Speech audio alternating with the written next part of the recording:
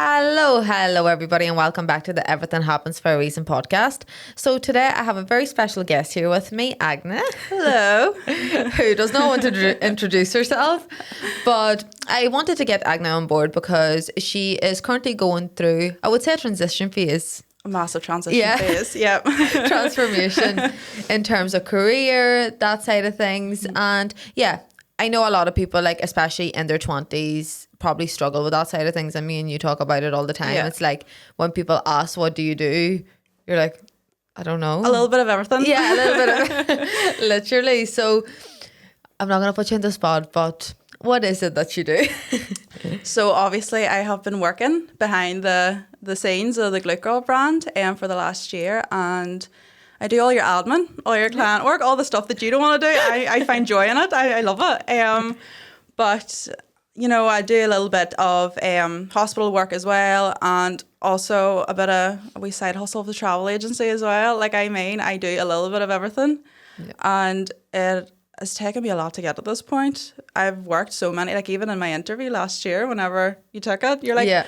So what have you done? I'm like, everything. Like I've had so many different jobs, and all of them have been so different from one another. I just don't know what to do with myself.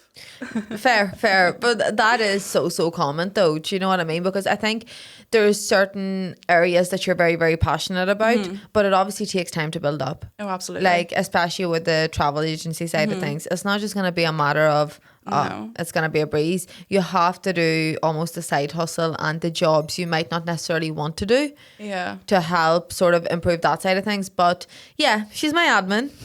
She literally does everything behind the scenes, like she said, that I don't want to do. But even that interview, I remember you saying like, yeah, I've done everything, but it served you so many purposes. Absolutely, yeah. Do you know what I mean? Because you can tackle everything as well because you have experience in different areas with customer service, with everything else. Yeah. And that's not a bad trait to have. I feel like people almost be scared of not having a niche, or like, I'm not, like, this is the one thing I'm good at. Oh, absolutely. And even, see, whenever I started working, I dropped out of A-levels, and, you know, my personality was so completely different. I would have wore my heart in my sleeve. I would have not had thick skin. Yeah. I would have took everything to heart. I started working in Specsavers, and I left within 5 months just because, you know, customers were being so mean to me, and I just didn't know how to take that. And same with workers and management, you have to know how to get along with everybody. But if it wasn't for that job and then the job following that and the job following that, I would have not been who I am now. I wouldn't have the personality traits, and I wouldn't have, you know, the confidence to work in such a job that I'm working in now. 100%. And customer service is hard. Oh, it's hard. Like, see, especially in like retail or something like that, because you're going to get the blame for whatever when it's not even to do with you. Absolutely. Even working in Aiste, I worked in Aiste night shift for 4 years, and obviously it was still 24-hour. This is before everything shut down. And, you know, customers would come in at like 1 o'clock in the morning looking burgers, and there was a burger shortage at one point, and they were like, well, can you check in the back? I says there wasn't any, and they started just blaming me for it. I just sort of stood there. I'm like, don't know what to tell you. Yeah, I'm just here to do my job and that's it. But I think that's the hardest part of working in the likes of that sort of environment, because it's like waitresses. I always think about, you know what I mean? Like if somebody gets a bad order or their steak's not cooked properly or something like that, it's not who's in the kitchen or behind the scenes. It's the first face they see. Exactly. Absolutely, yeah. And they're literally just getting paid hour by hour to bring you the plate. And pick it up. Do you know what I mean? It doesn't come across that way to them. Like in the hospital, you know, at the minute, one of the things I do is give out the dinners, and I'd be collecting the trays, and they'd be like, oh, that was a nice dinner, thank you for cooking that. And I'm like, I don't cook this. I don't be cooking this. I'm just picking it up. But I suppose people don't see that or don't think enough about it. It's like when there is a bad experience, they're just looking for the first person to blame. But I think that's probably where you get your, like you said, the personality traits from. Because I used to work in a meat factory, Linden, you know, shout out. But even there, like working with certain people, I'm like, me and you are getting the same wage, we're here the same hours. Why do you think you're entitled to something? Absolutely. Do you know what I mean? And like that's your co-workers, never mind your bosses essentially. But at the end of the day, you're all doing the same thing. Yeah. Like, you do. And you know what? Like a lot of people, whenever I worked in Aiste, like had bachelor's degrees and everything. Yeah. And we were all doing the same job for the same wage, and some people would just act above their wage all the time as well. Oh, 100%. Oh, I hated that so Like, much. micromanage you. Oh, yeah. And on that note, like, say coming out of school, did you have any sort of vision? You're looking at me like, nope. No, I did. Actually, I did. I had a massive vision. Coming out of school, I went to do A-levels, and the big vision was, after my A-levels, to get into Queen's to do law and become this big-time solicitor. Okay. And, I dropped out of A-levels after 4 or 5 months because I kept getting sick, because I went to Belfast Met. Right. So, obviously, getting the train every single day, my immune system, I wasn't sleeping, I was stressed with schoolwork, all my subjects were essay based, so I had no time for myself, and then started getting tonsillitis every 3-4 weeks. Oh, for fuck's so I was sake. like, that's down the drain. But you know what? It happened for a reason, because I swear, maybe when I was 19 or 20, I got called for jury duty. And for 2 weeks, I was sat in a musty old courtroom, and I see if that was my everyday job. Yeah. I would have had a mental breakdown every day. It was horrendous. Like, I wouldn't have been able to do that for my job, and thank God that happened. That's crazy though. Everything happens for a reason. Absolutely. Plug. No, but that's literally exact, because I was the same. I don't know why, but I visualized for myself whenever I was in school. I didn't know what I wanted to do, but I was like, I'm going to be in some sort of office, like be corporate and go in and my wee suit, skirt and all of that. Your briefcase and all. Like, yeah.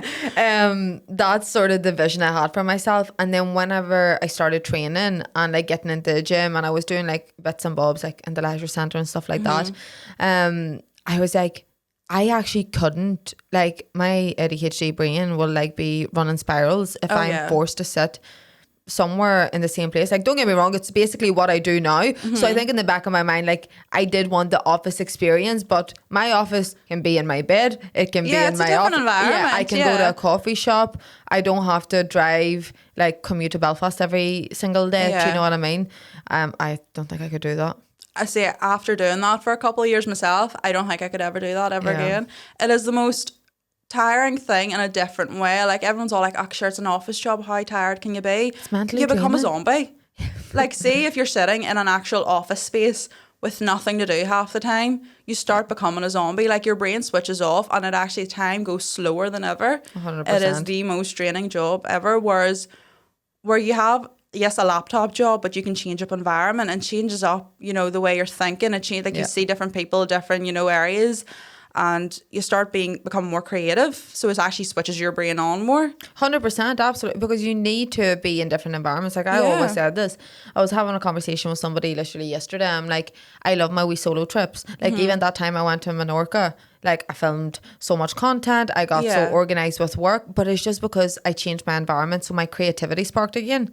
Oh, Whereas absolutely. if you're stuck in a box essentially every single day, I'm like, no wonder people don't move forward, or like don't want to move forward. Do you know what I mean?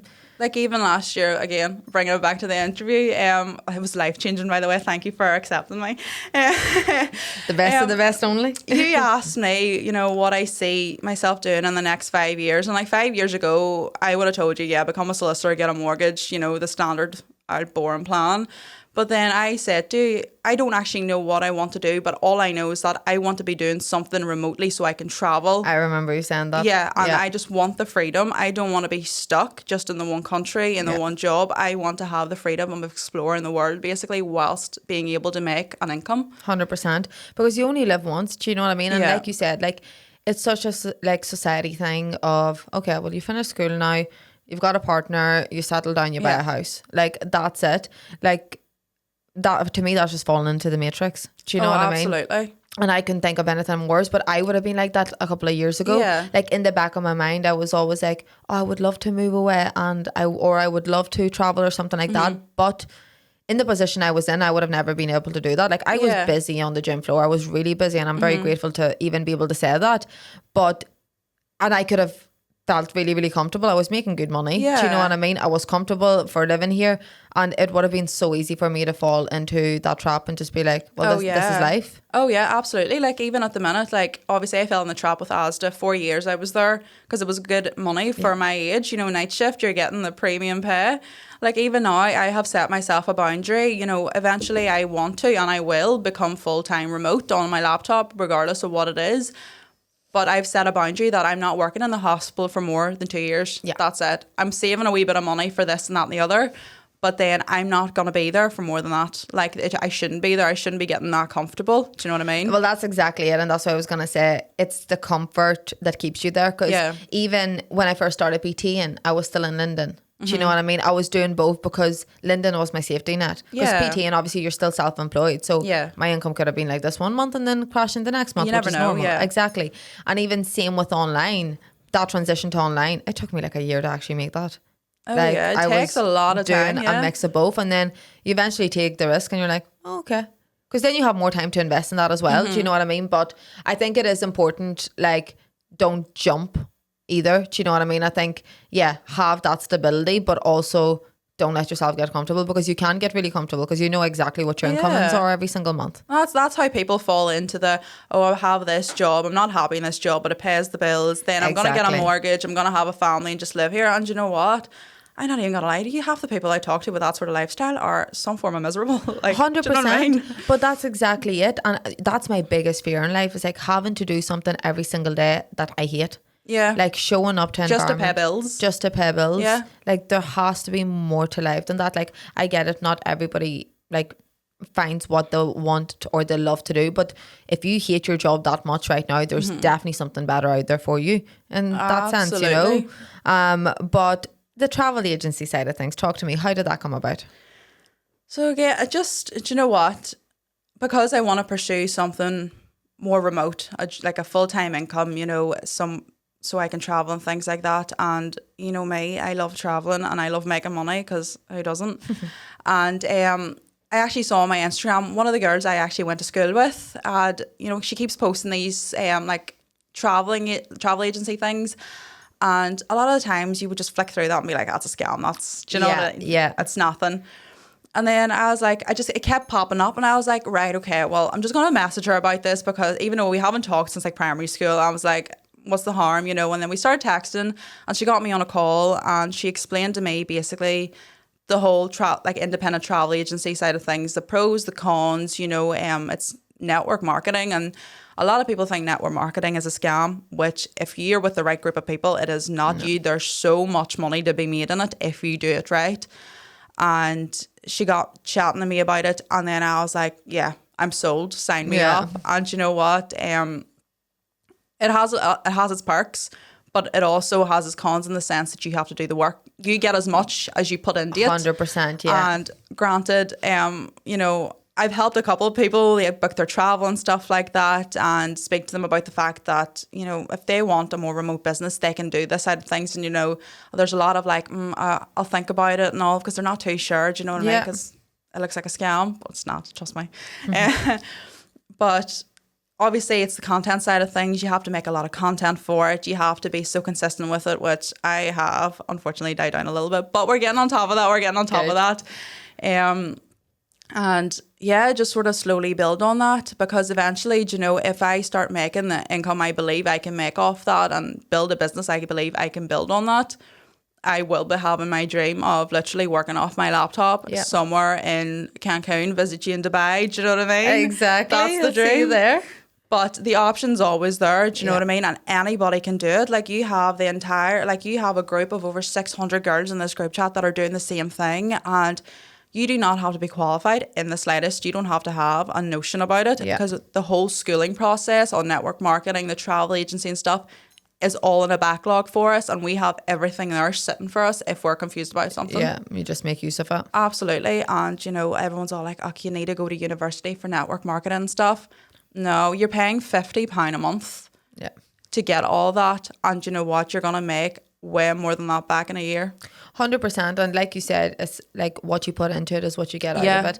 Like I don't believe in that side of things. Like I don't think, unless you're, I don't know, looking to be a surgeon or a doctor or something like that, like I don't think you need uni for anything anymore. Oh, I believe uni is a full scam. Do you want to get into that? It's a full scam. 100%. Did you want to go to uni? Yeah, to do law. That's right, yes. Yeah, but then after I dropped out of A-levels, I was like, no. Because I got my first job, got my first car, and then I had to pay bills, and I was like, oh, that's me. Yeah, that's you settling. No, 100%, because I was the same. I was just being a sheep. Like I was just going to go to because that's what everybody was doing. Yeah. And literally maybe a month beforehand, I was like, no, I had a meltdown to my parents in Lithuania, you know, when the whole family ask you, Oh, absolutely. so are you ready to go to uni? And Yeah. I just had an absolute meltdown. And like, talking about everything happens for a reason. If I would have went, my life would have been so different. Oh, absolutely. Like, I would have never started my business. I thought I was going to PT as a side hustle. Like, I always thought that was going to be my side hustle. I don't know to what, by the way, because I was going to do like fitness and sports management, right? Yeah. Oh my fuck, playing sports, like, it's not Yeah. what I'm interested in. It's not my thing. But I was literally just going to go just to say I did it. But like, you come out of uni, like, what, you go in 18, 19? I would have been like 23, 24 coming out of it. And instead, I just started my business at 19. But you know what? I feel like it's a Lithuanian parent's dream. Like any parents in Eastern My Europe. dad still to this day says, like, you sure you don't want to go? I'm like, I'm basically ancient. Like I'm going to get bullied. Like they have this whole life path set out for you. Like you go to uni, you become a lawyer big time, you know, then you get the house, get the family and all. Like if I turn around to my mum, like my mum's still unsure of what I want to do. Do you know what I mean? She's like, she knows what I do, but she's all like, that's not you set for life, is it? Like it's probably her worst nightmare. I may turn around to her and be like, yeah, I want to work on my laptop for the rest of my life and not live here. Yeah, it's not a real job. She's all like, sorry, what? Yeah, no, I agree with that though. But you know what? Like me and my dad had this conversation because like my parents would have been very pushy, not pushy. They would have been very strict when it came to school for that reason. Absolutely, yeah. But like not that long ago, me and him had this conversation, and I was like, Dad, I'm so much better off not listening to you and not taking your advice. No harm to you. No harm, do you know what I mean? But I understand where they're coming from because like none of my parents went to university. So, and like for the first half of their lives, especially moving here, they worked shitty jobs, do you know what I mean? That they weren't happy with, but they were just doing it to keep the family, keep the house, pay the bills kind of thing, which I'm very grateful for and I really, really respect that. But I understand from their perspective, they're like, oh, I don't want Aiste going through all that. So they think you have to have that qualification, have that diploma in front of you, because then you're set up for life. And I think in that generation, they don't understand this whole concept of like, no, if you want to go to work, you put your work boots on and you get out of the house. Yeah, like I've always said, like obviously our parents came from Lithuania and moved to Ireland. You can do, like, why can't you do the same? Why can't you go and move somewhere else? You start life somewhere else. You know, it's the same concept, but in their heads it's a wee bit like, no, well, we came here, we sacrificed everything, we've made a life here. I'm like, sorry. And I think mine and your perspective is very different. We're like, well, we want to travel to live our lives, to live the experiences. Yeah. They moved to work. Yeah, They and build a life in that one place. And yeah, I totally get where they're coming from with that side of things, and they're right in what they're saying. Do you know what I mean? And I think when I was younger, I used to get frustrated with it, but I understand it now. But at the same time, I'm like, get away from that mindset. Like with like social media and internet and ChatGPT, like that's where our lives are at. Honestly, do you know what I mean? Best friends. When's the last time you spoke to ChatGPT? Last night. Yeah. Same. Even after seeing that headline, that apparently, did you see this couple was going to, I don't remember what country, and asked ChatGPT, did they need a visa? And they never got a visa, so they were never allowed to fly. And then they were crying online that ChatGPT lied to them. Stop so it. ChatGPT can be a snake. You just watch. Oh shit! I trusted like nothing normal. Oh God. Like it's my whole life's depending on it, but it is a bad thing. Like it is. It 100%. really. Do you know what? I haven't thought for myself in a while. I seen a thing. Just completely off topic, but it was like people are like I'm going on and asking stupid questions. Do you know what I mean? Do a psychic reading for me and all that. Yeah. But like the people are like doing criminal shit and asking ChatGPT for advice, right?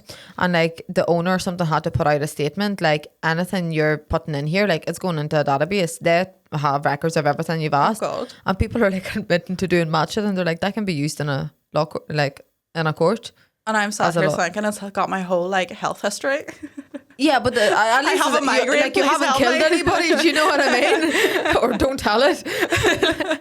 Like that's what it comes down to. But okay. And I suppose with the travel agency side of things, like where do you see that scaling to, or is that like the main sort of area that you want to knuckle down into?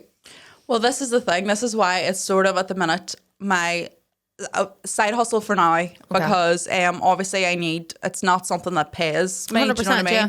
So it's something I need to start building on and create the content and make an effort with, and then eventually it'll start scaling up, and then eventually that's where I leave the hospital before the 2 years. And then it's going to be between the travel agency and obviously working for the Glute Girl brand, because I love the job, you know, so I see myself doing that for quite a while. As long as you're active, girl, I'm here. I'm not leaving you. But yeah, no, that's what I'm working towards. That is the 5-year plan now. So I don't see myself doing anything else. I'm not falling into a trap where I'm going into another job for another 2 years after the hospital. It's just not going to happen. I want everything to be remote and I want the freedom. Do you know what I mean? And I'm working towards that now. I just need to find the discipline for the content creation at the minute. Yeah, but it is hard, especially because you are doing everything else in between that. Do you know what I mean? Like, you're working basically like half of your days in work in the hospital. Then you obviously have a few bits and bobs to do for me. A couple of emails here and there. But like, obviously those two things are going to be your priority, because you know they need, like, you have to show up at the hospital and you need to do my work. But I have the most motivation for the two jobs because they pay me. Do you know what I mean? Yeah, of Finding course. discipline for a job you're trying to build on that doesn't pay is very difficult. 100%. Yeah. And look, that completely makes sense. But this is the thing, like, with things like that, because it does fall back on you, it's going to take the longest to see a reward from. Like, you could be putting everything into it. You could be working your ass off and doing content every single day. It might take a year and a half to, absolutely, but one day it'll just click. Yeah. Do you know what I mean? But you have to stay consistent to get I there. do have to stay consistent. I'm the worst at consistency. I'll take a notion 1 week. I'm like, yes, I've got this. I'm making content and throwing it out. The next week I was like, sure, I can wait. No, that was like you in Mexico. Like, there was content. I'm like, she's on fucking holidays and there's more content than I've ever seen of her. Honest to God. Just constantly posting every 5 minutes. Hi guys, it's 33 degrees, UV index 11. Don't be jealous. I'm in my happy girl era. But we are planning something very exciting in the background as well. So I thought we can talk a little bit more about that, because me and you obviously know the best or the most about the situation. But the Fearless Femme Retreat, how it came about, and there was so many that we actually have been planning that for a long time. When was that? That was before Christmas. I don't even remember. It actually has been a while. Honestly, it's been like 8 months. Because Stephen Black actually threw the idea our way, because I had mentioned, you know, I've started a new travel agency business and all this. And then Stephen's all like, well, why don't you actually, you know, use this and this, join your business together and do something? And I was like, I think he's on to something, but we didn't actually like follow through until around January, February time. We actually started making, we're like, wait, this is actually a really, really good idea. 100%. And I didn't actually realise going into it, because obviously the group shoots I've done for years, and then I got you on board, so I had to do nothing. It was great. I just showed up. But like with the group shoots, it was just like, okay, well, we need to set a date. We need to get a number of girls, plan what goodie bags, plan the day, make sure everyone's organised. Exactly. Goodie bags. That's her job now.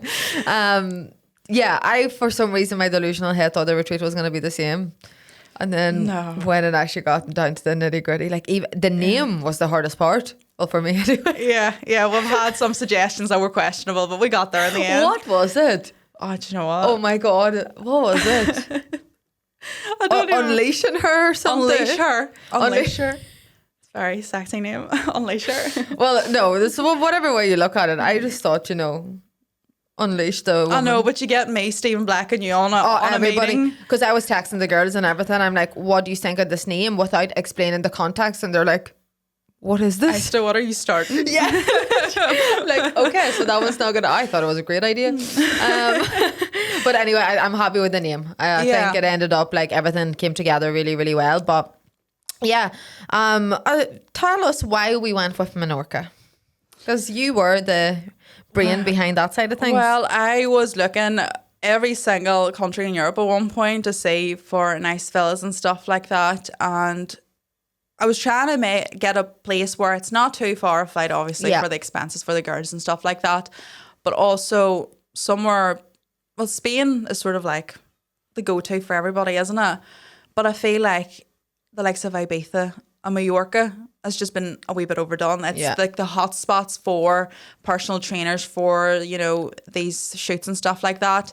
And I came across this absolutely gorgeous villa in Menorca, and I was like, this is 10. Like, this is the one? This is the one. Like, the photo shoot that could happen inside the villa, outside the villa, and in the beaches nearby. Like, I thought, no, I see a vision here. And that's why I threw it into the group chat, be like, "Yuck, you don't have to like it, but just have a wee look at it." but like it. Yeah. We sort of got pressurized. No, but it was absolutely beautiful. And you know what, like coming away, because you're right, it's like Marbella, Ibiza, Mallorca, like those would be your main sort of hotspots. But I think I said to you from the get-go, I'm like, I don't want to do Marbella and I don't want to do Ibiza. You did, yeah. And the Turkey I didn't want to do either. Yeah. And I don't even know why, do you know what I mean? Because that probably would have done really well, because a lot of people would obviously be attracted to that. But see, even me going out to like view the villa and stuff like that, I was like, no, for the vibe we're going with the retreat, this is perfect. It is. Because it was perfect. so quiet, so peaceful, like, and that is like the whole point of a retreat. Like, yeah, of course we want to have fun, but I'm not taking yous all on a freaking bender here. Like, See, after me planning all this, while yous are having your wee photo shoot, just lying by the pool, the massive pool that's at the villa, by the way, unreal, on the terrace. yeah, no, the villa is absolutely stunning. It's massive, like in person. And you missed a whole room after doing a tour for it, didn't you? Didn't even know there was an extra room. No, honestly, because I was like counting. So obviously we have up to 10 people in the villa. Yeah. And I was counting and I was back and forth. And I remember FaceTiming my dad. I'm like, and there was these wee sofas, like, you know, in the main rooms. Yeah. There's like wee sofas besides the bed. And I'm like, is that a bed? And my dad's like, that's not a fucking bed. What are you on about? I'm like, no, like, why would they advertise 10? And then me and you were sitting in on a Starbucks. Wait, yeah. At our meeting. I was like, I haven't seen this. Yeah. She's like, where did this come from? And I was like, oh. Villa tour was actually funny. But you know what? The room is in the back, so you know, it's staff room is what we're gonna call it. The so staff room. What the girls need to see. Putting Stephen. Yeah, exactly. The staff room. What the girls need to see, they all seen. But no, the villa is absolutely beautiful, and we have so much planned for the weekend as well. Absolutely. With the activities and everything going on, it will be the most refreshing little few days, with the yoga and stuff like that. I'm buzzing. Oh, 100%. So am I. I'm like, this is what we need. We need a little bit of reset. No, but I think it will be really, really good. And it's different. Do you know what I mean? Because, at the end of the day, obviously you want to be in the best shape of your life or whatever for the photo shoot and that side of things. But like for me, that's not even what I'm trying to push with this retreat. I'm like, it's literally stepping out of your comfort zone, because I get like conversations I would have, or even when I posted about the retreat, like the number one question was, oh, but can I go alone? Yeah. Like, this is the whole point of this. Absolutely, to open yourself up. 100%. Like, with the likes of retreats, you want to go alone, like, because when you bring a friend, you're going to be stuck in a bubble. You're going to have your wee clique and that'll be it. Whereas we're keeping it small, 5 to 6 women, and it's going to be intimate, and you're also going to actually get to meet people who are interested in doing the same thing as you, which is the most important part, I feel like, because I think that's what people are scared of. They're like, oh, but what if I don't click with the people? But you're all there for the exact same purpose. You all had the same vision, you know. And so you never know, you might make a friend for life. Exactly. You know what I mean? You never know. There you go. That's a selling point. No, but I'm very, very excited for that. So that's next April. It is next April 26th. Yes, it is April. We should probably know the dates. Like, yeah, probably. There's been chopping and changing and everything else. There's been so much. Yeah, and obviously with that side of things, like, this is where we bring you in to help the girls book flights and stuff like that. So yeah, the exciting part of things. Yeah, exactly. So everything's done. It's just the flights now. Everything's sorted. We have everything behind the scenes. But yeah, no, I love that. And yeah, I'm glad that I had you to sort of plan it with me. If it was me, I wouldn't have done. Like, me and Stephen spoke about this like 3 years ago, by the way. Yeah. You just needed a travel agent to exactly. sort I just needed somebody just with a throw vision. Agne to work, sure. Yeah, literally, I'm like, do a presentation, and she comes through. Me and Stephen were both like, what the fuck? Where did Full this come presentation trying to sell this villa, making sure that they pick this specific villa. Like, it has this room, that room, a whole terrace, by the way. It has all these little sunbeds and all. Literally little presentation. It was yeah, it was amazing. It worked. Listen, I sold you on sold it to us, exactly. There you go. And now we're locked in with it. But yeah, no, perfect. And I suppose, what is sort of the like 5-year plan for yourself at the minute? So at the minute is, well, do you know what? Since coming back from Mexico there, I have been in a wee bit of a rut. Do you know what? Getting back, I haven't had a holiday in a very, very, very long time. So for me to switch off and then come back and try to get back into routine, it has been a bit of a hectic moment. But we're slowly getting back with the gym routine. We're slowly getting back to the eating and the work routine and stuff like that. And mind you, I have a backlog of content that I could be posting right now. Like, I made from Mexico insane amount of content, like amazing content.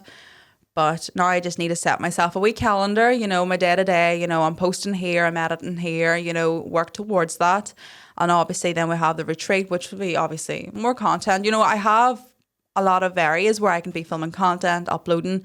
And that's my biggest thing at the minute, is working on that. I'm working on my network marketing and doing more research, looking more into that side of things. And then obviously developing from there and growing my little travel agency, growing my little business.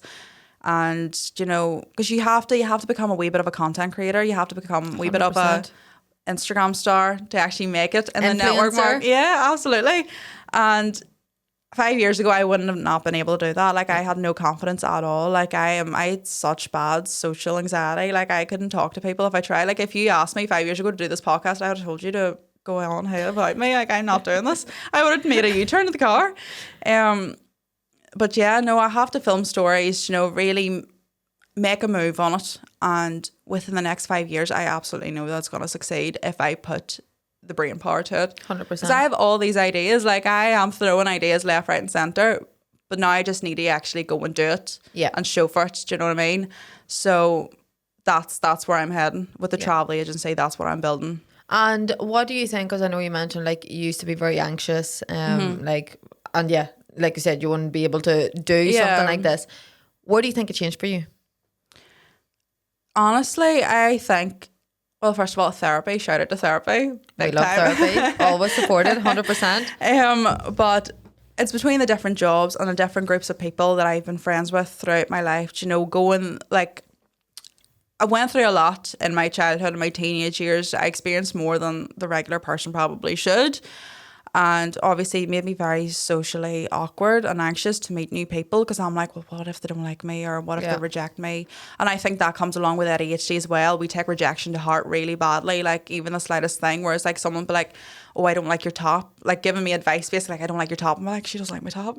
Yeah. Like I started having a break, and that's why I was really so socially anxious to even go out and do anything and show myself to the world, and everyone was telling me like I'm dulling my shine in that sense. Do you know what I mean? Like I have a good head on my shoulders. Like I'm intelligent. Like even though I yap a lot of nonsense, I am intelligent. I got so far and I just sort of let myself down. But now I've actually, with the jobs I've had, it's made me grow up a little bit. Like, and everyone's talking like, oh, you're still young. You're only 24. You were 21 3 years ago. Like that's still a child. And I was like, I am a completely different person. Yeah. To what I was even 2 years ago. Do you know what I mean? 100%.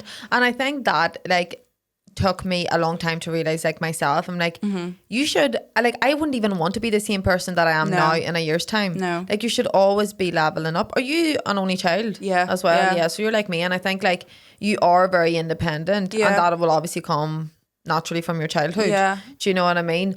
And that will probably apply a lot of pressure on you as well, because you're like... And at the same time, because I'm the only child, and because I always surround myself with, well, in the past, toxic friends and stuff like that, my masculine was showing more than my feminine. I couldn't bring my feminine out. Like I was constantly like just looking after myself, to constantly just really harsh with everybody around 100%. Me. Do you know what I mean? And like in the last year, like even... I have made so many female friends. It's actually brought forward the feminine in me. Like my style, my personality, everything has changed. Like I'm even softer with my friends. Like I hugged my best friend for the first time last year. We've been friends since we were 15, by the way. But I was just all like hugs. Do you know what I mean? Yeah, but now I'm so soft at the core. Like I generally, like my feminine is shining through. And like if 3 years ago me would be like, look at her. She's on her high horse, and I'm like, yeah, fuck right, I'm on my high horse. 100%. But I always think of it, because I would be very much so like in my masculine as well. Yeah. But I think like as a business owner, you have to be, because I'm leading, I'm doing this. Do you know what I mean? But I've always been like affection, scared of it. Do you know what I mean? Like in general, I've always been that type of person.